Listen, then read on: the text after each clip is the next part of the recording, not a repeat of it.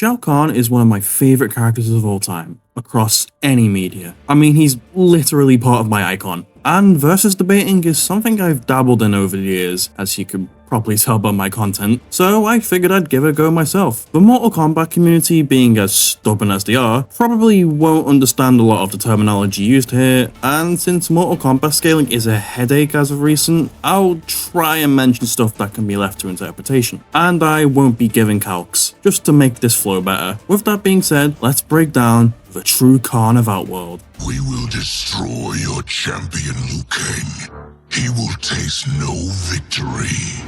To get my sources out of the way, I'll be using the main 12 games, besides MK vs DC, and things like the animated movies and the comics that are loosely similar to the source material. For record, the Malibu comics and the MKX comics are somewhat canon. The writers can't seem to make their mind up on them, so I'm just gonna go ahead and say, yes, they are canon. Now, due to there being 3 different timelines now, Shao's story does change depending on which one you use. Timeline 1 and 2 are the same Shao, just with story changes after the events of MK1. Timeline 3 is much weaker due to Liu Kang's interference, reducing Shao's power, so I'm not really going to be mentioning anything about General Shao.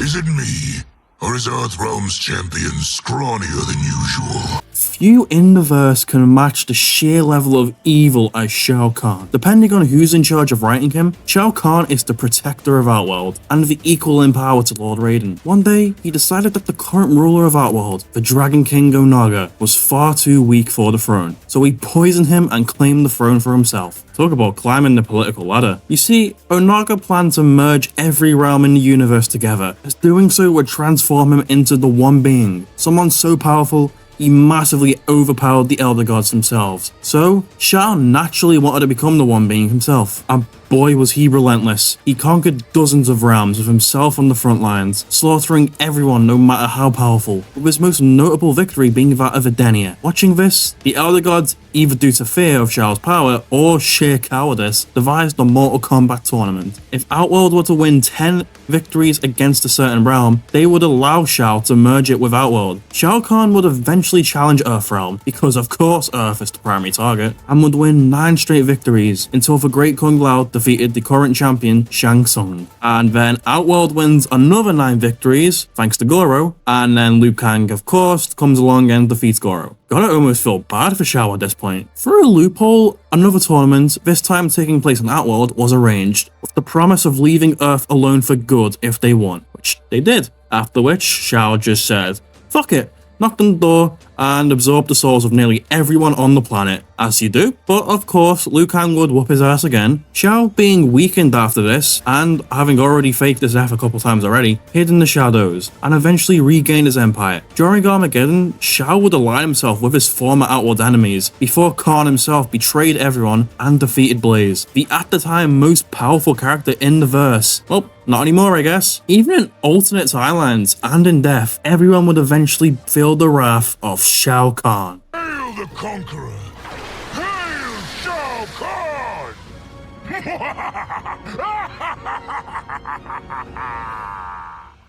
So yeah, he for the longest time was the top of the verse, as little sense as him beating Onaga and Blaze made, but I don't write the lore, I'm just saying what's been written. So let's go over his equipment. There's his armor, which has varied over the years, his iconic Wrath Hammer, which he can summon at will, which comes in many shapes, lances and spears that also come in different shapes. Timeline 3 Shao specializes in a powerful axe. He has a cloning artifact that he used to fool the Deadly Alliance. We don't know what this looks like, but it could have some combat application. Other characters like Shinnok have used clones to multitask as well, so there is evidence that he could clone himself mid-combat. Shinnok's amulet? This one's iffy, like the cloning artifact. In Timeline 3, he used it to trap Tanya, the princesses, and Geras just in one blast, sucking them into it. I wouldn't exactly consider it standard though, unless you were to specifically use General Shao. My venom spreads. It is the end of all things. Armageddon. In terms of abilities, he has a godlike physiology. No, literally. Before the modern writers came along, Shao was stated to have the same protector status as Raiden, and has been referred to as the same species as Raiden and Lucifer. Really look like brothers, don't they? This should imply that he is also an immortal god. I can't find the quote, but some can reform their bodies after death, with no memory of their past life. However, even if this wasn't retconned, Shao has come back from destruction in MK2 and 3 without memory loss. Immortal gods are immune to the soul-rending effects of the Netherrealm, even though some are weakened by it. He's efficient in Taizu and Li Hui fighting styles. Despite not being from Earth, his real bread and butter though is his mastery of magic. He has shoulder charges, rising knees, he can create weapons out of thin air using green energy, mainly his spears and hammers, and can channel this energy through his actual weapons, creating shockwaves. He can reflect projectiles with Emperor's Shield and shoot a green fireball from his face? He can also shoot eye lasers strong enough to knock you out cold. Shao is at all times able to summon a Dark Priest from the ranks of his Royal Sorcerers, which can enhance the damage dealt with his hammer, and also assist him in combat by mutilating his opponent. Perhaps his most notorious ability though is his manipulation over souls. He can absorb them into himself to give himself a power boost, or just fuse them together, which is how he created Ermac. And he can prevent souls like Sindel's from just reaching the afterlife, which is really petty. He can even create lifelinks of people to passively summon them from the grave. Via Soulnado, he was able to absorb most of humanity's souls. He can create portals for travel or combat, he possesses telekinesis, and once he burned away Katana's memories, replacing them with false ones to make her believe that Shao was her real father. Hell, he even bent thousands of souls to his will to form Ermac. It also stands to believe that he should be able to fend off mental attacks, since Ermac was also able to, and Shao would have absorbed thousands of souls himself by that point. He created Scarlet from blood magic, and he taught it to her, which implies he also possesses it. He somehow possesses explosion manipulation, as once he made Raiden explode at will. He can bring recently deceased people back to life, and one of Shao's most scary abilities is soul tethering, controlling them on a spiritual level, eventually transforming them into a new form. He once did this to Nightwolf in a what-if scenario, despite Nightwolf being able to resist the soul manipulation of the Netherrealm. His sheer charisma and big dick energy can buff himself or just debuff you. Of course, he can perform x-rays, fatal blows, and fatalities as well. But perhaps his most complicated ability is his magical ability to merge entire realms with each other. As Shinnok has shown, this also implies to its citizens too. This suggests it may be applicable during combat as well. Now, the process of realm merging requires the merger to travel via portal to the realm being merged into Outworld. For example, Shao going through a portal to Earthrealm. But doesn't that mean the portal itself is what's doing it? No, since otherwise all realm traveling would merge realms together, which it clearly does not, as shown here. Despite what some may argue, the act of merging realms is linked with Shao's own magical might. And bear in mind, before Setron and friends stepped in, Shao was doing this without the Mortal Kombat tournaments every other Thursday. So realm merging isn't something that's just granted to him. Think of it this way. Khan tethers himself to the realm he starts in and pulls it behind him in the portal, squishing the two together. So why haven't we seen this on screen yet if that's how it works? Because animating that would be hell. Hardcore MK fans may be familiar with the orbs, like the ones in Nataria's Deadly Alliance ending. Some argue that these are responsible rather than Shao's magic, but these only contain the energy to maintain the merger, so Shao can go take a nap, or if he's seriously injured. During his defeat during MK3, Earthrealm and Denia were unmerged because he couldn't maintain the energy needed for the orbs anymore. Earthrealm citizens suffer. Further resistance serves no purpose. All these ages you have fought me. You denied me my rightful claim. Not this time. Now, to get the general feat out of the way, pun not intended, Shao has conquered and merged several realms into Outworld, led and won plenty of wars as a general, usurped Onaga, is the only canon character to defeat Blaze, so no, Taven doesn't count, caused Armageddon to begin with, killed Kung Lao many times, defeated Kotal Khan and broke his back, defeated Liu Kang, absorbed the souls of every human on Earth, and it required an Elder God empowered Raiden to just knock him down, meaning he is fully scalable to the Elder Gods. Bear in mind the Soulnado was destroyed in MK9, so he wasn't even empowered here. It is my destiny to defeat you, Shao Kahn. Yours is to grovel before me, boy. After we kill Chronica, that will be everyone's destiny. Now for the fun part. let's talk strength, speed, and durability. For strength, he's strong enough to easily snap Kung Lao's neck. He's killed Kotal Kahn, who can destroy ships with ease. His hammer swings can break stone pillars. He's strong enough to casually rip a person in half. He can move Shang Tsung's whole island. And bear in mind, I'm talking magical might for a lot of these. Physical strength just wouldn't work for this. He's the superior in power to Tremor, and cause city-wide earthquakes. He broke a marble pillar with a shoulder charge. Depending on how you want to interpret this ending, his battle with Raiden shook the core of the earth. He's obviously comparable to Raiden himself, whose battle with Shinnok almost destroyed the whole planet. On that note, Raiden can destroy the Sky Temple's floor, and once destroyed the Sky Temple himself in a last-ditch effort to kill Onaga, who Shao presumably killed off-screen in the Battle of Armageddon. He's merged entire realms together and sustains them. As elaborated on earlier, yes, this is his own magical might, not the portal or the orbs. And this has combat application. I'll elaborate later on about the size of realms and how much energy Shao would need in order to sustain such a feat. This one's up to interpretation due to the wording, but it is implied that he shattered realms to pieces before. He's comparable to Sindel, whose magic dissolved the barrier binding Outworld and Edenia to their merger, and shielded Earthrealm itself from realm-merging magic, and Sindel is also comparable to the Elder Gods. Lesser characters like Timeline 3 Melina have beaten Raiden and Sindel before. Bear in mind, in the Malibu comics, Raiden summoned forth the power of the Big Bang. This could be hyperbole, but if we were to take this literally, Shao should scale fairly easily. Thanks to him being a fallen Elder God,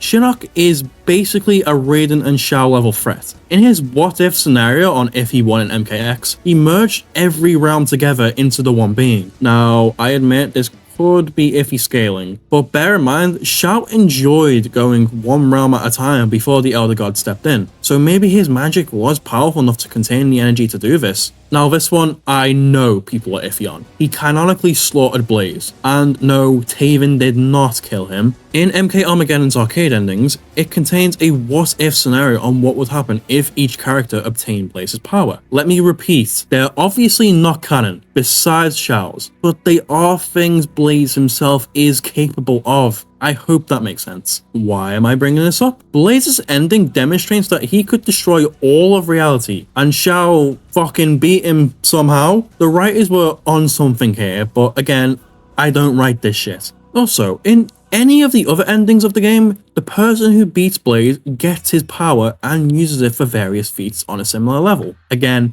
not canon, but are an example of what Blaze himself was capable of. For example, reshaping the universe, destroying all of the realms, and creating a realm from multiple shattered ones. I've heard the argument that because the fabric of the realms was weakened by ages of Mortal Kombat, that none of these feats would be as powerful as they are, akin to someone punching a structurally unstable house and causing it to collapse. I could find this argument reasonable if the feats were simply just fragmenting the realms, but they aren't. For example, Blaze's ending specifically mentions shattering reality until there was, quotes, nothing, and structural integrity issues wouldn't matter in the case of feats of creation or building like the ones Fujin accomplishes, or feats involving completely reshaping the whole universe like Havoc's. Another argument I've seen come against Shao Kahn scaling to Blaze is that Blaze's power amplifying abilities vary from person to person, and therefore, none of these feats can be scaled back to him, much less Shao Kahn. The main example of this comes from Cobra, getting a 1,000 times power increase, while Shao Kahn gets a 10 times power increase. So what gives? Well, to put it quite simply, Shao Kahn is way more powerful than Cobra, obviously, so an amp from Blaze's power, who Shao Kahn is canonically matched, is clearly going to be way less of an amp for Shao Kahn than it is for Cobra. The last rebuttal I feel needs to be addressed about these feats is the idea that Blaze was granting a wish to whoever killed him. That just isn't really said anywhere in the whole game as far as I know. What it explicitly is said to do in multiple endings is to boost the power of characters, amplifying their own abilities. Moving on, in MK1, it is explained that there are infinite timelines, each one branching from the battle between Liu Kang and Shang Tsung for the Hourglass. Now in each of these timelines, a version of every character defeated Kronika, and Liu Kang stated there are infinite timelines, making MK11's endings very much canon. This implies that there are infinite timelines where Shao Kahn, or General Shao, with or without the crown, and Kronika is the keeper of time. During that battle, she had control over the entire universe and the concept of time. That's insane. And if you buy that, it does mean that every MK character is capable of defeating universal beings. It's really stupid, but the writers don't think of Powerscaling like this. Let's move on from strength and talk speed. Ashtec custom requires all refugees be offered assistance. I offer it to you, Shao Kahn. I am no refugee. I am Khan of Outworld. Vacate my throne, or I'll soak these sands with your blood. He can block Liu Kang's fireballs with ease. He's far above Kenshi, who can slice bullets. He's far above Cabal, who can parry machine gun fire, and can move at around Mach 70, although calcs may vary here. He's superior to Quan Chi and Shinnok, who both reacted to Raiden's lightning, moving at different speeds each time, bear in mind. Raiden can move as fast as lightning, and Raiden can move with his lightning, which again, Shao scales. Now this one's iffy. I have no issue saying he scales to the Elder Gods via various means. Szechuan can grow as large as the Earth and fire a laser beam down, as well as being able to move her arms quickly whilst doing this. Now, scaling here is a bit iffy, since this is speed and not durability. I will leave this up to interpretation. If you don't buy the Szechuan speed scaling, he has kept up with Kotal Kahn, who can shoot beams of light directly from the sun. I will have my throne! Outworld rejected your pointless wars. Empires must expand or die. Let's talk durability. He can tank attacks from Raiden, who, as mentioned earlier, is really powerful. He survived electrocution and having his bones crushed by Raiden. He's tanked hits from Shang Tsung's fireballs, which other combatants have got knocked out by. He's the superior to Kentaro, who survived a nuke. He survived a hole in the chest, which yes, did not kill him. He's Nataro's superior, who survived the explosion of the force of an orb required to sustain the merge between Outworld and Paternus, which could imply planet-level durability. He's superior to Noob Saibot, who survived the Soul Needle's explosion in MK9. He laughed his ass off at the Elder God empowered Raiden. And bear in mind, the Szechuan feat I mentioned earlier easily gets into consonant plus levels of power. I've heard plenty of arguments against this scaling, but none of them make any sense, or counter the plentiful evidence that he does. He's tanked an attack from the Elder Gods in their true forms. Raiden has fought Szechuan in every timeline. Nightwolf, Sindel, Shang Tsung, and Fujin could all severely harm Szechuan. Raiden and Shang Tsung, both without the power of Kronika's crown, bear in mind, could still severely harm Kronika as well. This is not up for debate in my opinion, based on whether or not her fatality is canon. Even if you argue that Szechuan is only that strong as a giant, Shao has shattered the realms before. Again, the Soul Needle was destroyed in MK9, so Khan did not have a power buff here either.